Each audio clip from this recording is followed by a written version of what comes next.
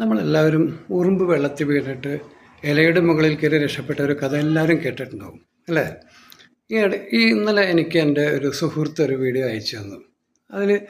അതിനൊരു പ്രത്യേക രീതിയിലാണ് അവരത് പറയുന്നത്.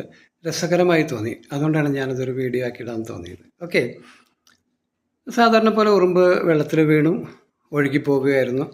അപ്പോഴാണ് ഒരു ഇല അവിടെ ഒഴുകിപ്പോണത് കണ്ടിട്ട് ആ ഉറുമ്പ് ആ ഇലയുടെ മുകളിലേക്ക് കയറി നിന്നു. ഇല പതുക്കെ ആ ഉറുമ്പിനെ കൊണ്ടുവന്ന് ഒരു തീരത്തിലേക്ക് അടുപ്പിച്ചു.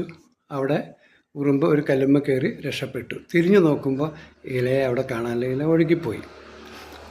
അങ്ങനെ നമ്മൾ ദൂരത്തുനിന്ന് നോക്കിയപ്പോൾ കുറച്ച് കാര്യങ്ങൾ കാണാൻ പറ്റിയത്, ഈ ഇല താഴത്തേക്ക് ഇട്ടത് ഒരു കിളി. ഉറുമ്പ് വെള്ളത്തിൽ വീണത് കണ്ടിട്ട് അതിനെ രക്ഷിക്കാനായിട്ടൊരു കിളിയാണ് ആ ഇല വെള്ളത്തിലേക്ക് ഇട്ടത്.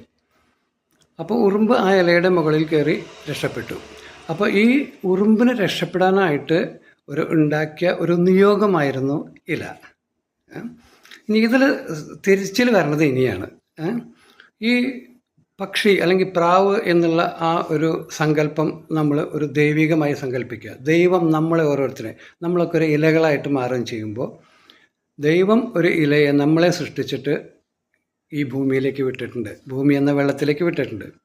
നമ്മളിവിടെ കുറേ കാര്യങ്ങൾ ചെയ്യാണ്ട്, നന്മകൾ, നമ്മളെക്കൊണ്ട് ചെയ്യാൻ പറ്റാവുന്ന ഓരോ നന്മകളും, ഇതുപോലെ വീണ് കിടക്കുന്ന ഉറുമ്പിനെ അപ്പുറത്തേക്ക് ആക്കുക, പാവപ്പെട്ടവനെ സഹായിക്കുക, അല്ലെങ്കിൽ ഒരു രോഗിയെ സന്ദർശിക്കുക, ഇതുപോലെ നമുക്ക് എന്തൊക്കെ നന്മകൾ ഒരാളെ ചെയ്യാൻ പറ്റും, ആ ചെയ്യാനുള്ള നിയോഗമാണ് ഇലയുടെ ആ നിയോഗം.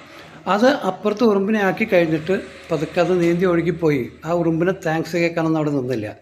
നമ്മുടെ ജീവിതത്തിലും അതുതന്നെയാണ് വേണ്ടത്. നമുക്ക് ചെയ്യാനുള്ളത് നമ്മൾ ചെയ്തു പോവുക, മൂവ് ഓൺ. അപ്പോൾ അത് വളരെയധികം ആൾക്കാർക്ക് ഉപകാരപ്പെടും. അത് ദൈവത്തിന് അനുഗ്രഹമായിട്ടും നമ്മൾക്ക് മാറുകയും ചെയ്യും. അപ്പോൾ നമ്മളൊരു ഇലയുടെ നിയോഗത്തിലേക്ക് നമ്മൾ ചിന്തിച്ച് നോക്കുമ്പോൾ നമുക്ക് വളരെയധികം ദൗത്യങ്ങളുണ്ട് നമ്മുടെ ലോകത്തിൽ ചെയ്യാനായിട്ട്. So keep smiling and stay positive.